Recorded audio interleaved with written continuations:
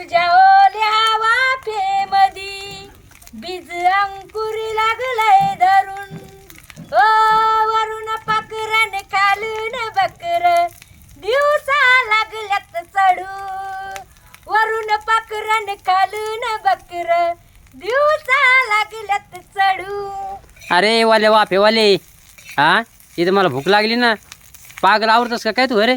2 घंट्यापासून मटण चटणी बनून राहिली अहो मी हा? छान म्हणते झण झण झण झण झण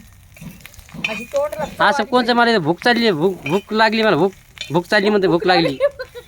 ते इतकी भूक लागली मला ती चटणी पाहून आता तोंडला पाणी सुटायला मग इथं. अहो लय भारी आता झणझण झणझण चटणी छान छान मटणाची चटणी मी खाणार मस्तपैकी बाजरीच्या भाकरीसोबत आणि तुम्ही खाता वा पुसून हा तवापासून खावा मी मस्तपैकी काय तुम्ही नुसता तवा असा पुसायचा आणि खायचा पापड असले आणि तू बाजरी सगळं खाजाय बघा हा, आहे का नाही नाद करायचा नाही आपला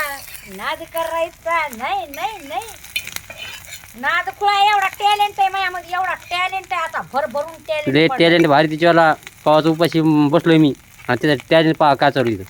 मग मानावर मग टॅलेंटच नाही ओळखीत मग मानावर किती टॅलेंट आहे बघा ना किती अरे भारी भुकाने जीव चाललाय मा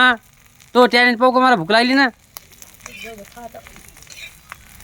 तुम्ही डाळ खा तुम्हाला डाळ केली मी फिक्कवरण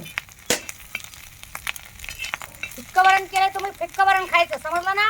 इकडवरून चटणीला काय हात पण नाही लावायचा सांगून कुठे आधी जाय तुला शेजारच्या बायाने बोलले ते मी नाही जात जाय ना भाकर खायची भाऊ नंतर खाय ना भाकर हा, भूक लागली